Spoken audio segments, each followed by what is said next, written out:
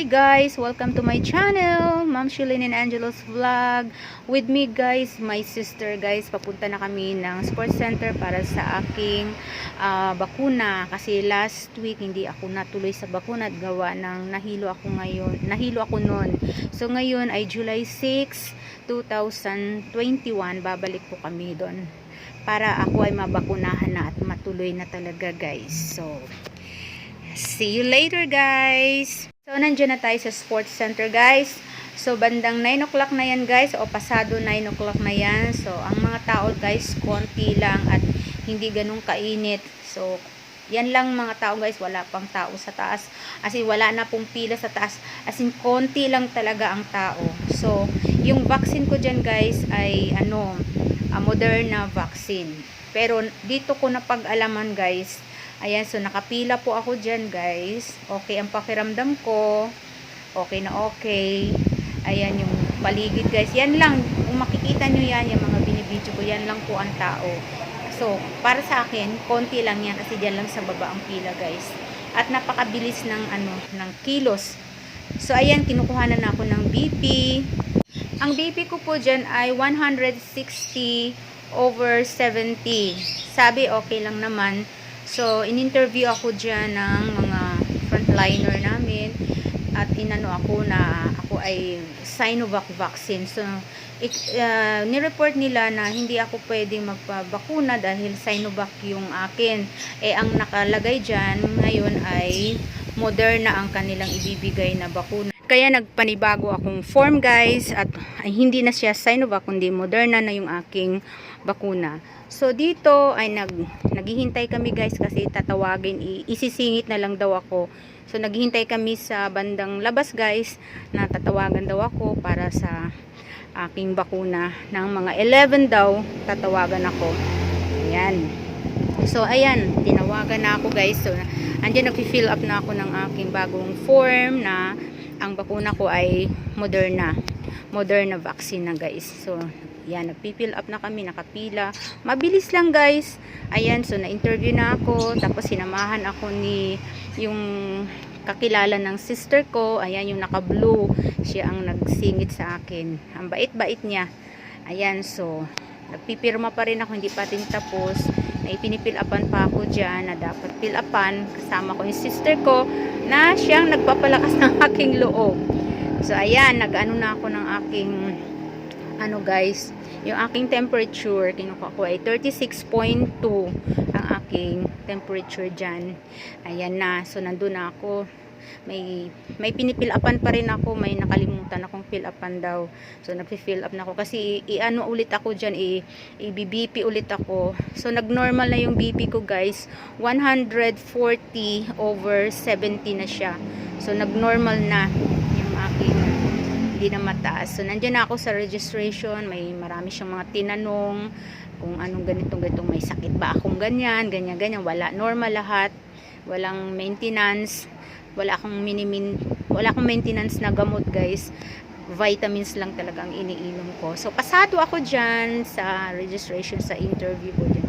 And then napunta na ako doon sa counseling, screening. Ayan, parang ganun din. Ang ituturok daw sa akin ay ganito, cool lang, kalma lang daw, ganyan. So andyan na, ready na ako guys. Andyan na yung magbabakuna sa akin guys.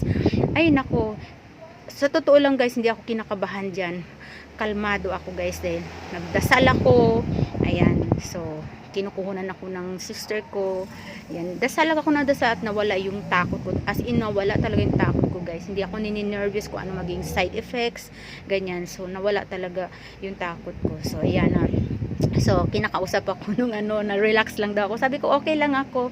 Sabi ganyan. Tapos, binigyan niya ako nung card, yung vaccination card. Hawakan ko na daw. Ganyan. So, okay.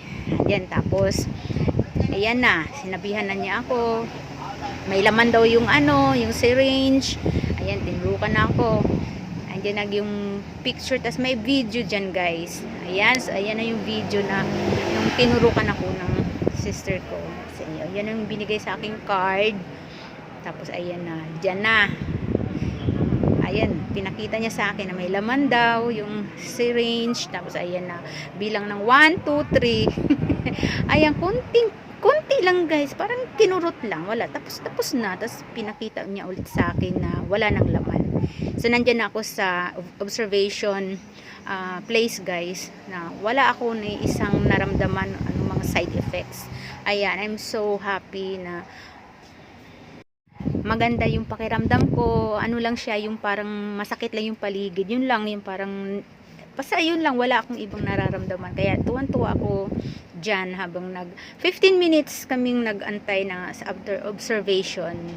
So nung tapos na, ayan na yung aking card. So ang next dose ko, ang second dose ko ay August 3 2021. Ayan, proud talaga ako. So ayan, nagpa-picture na kami na ganyan.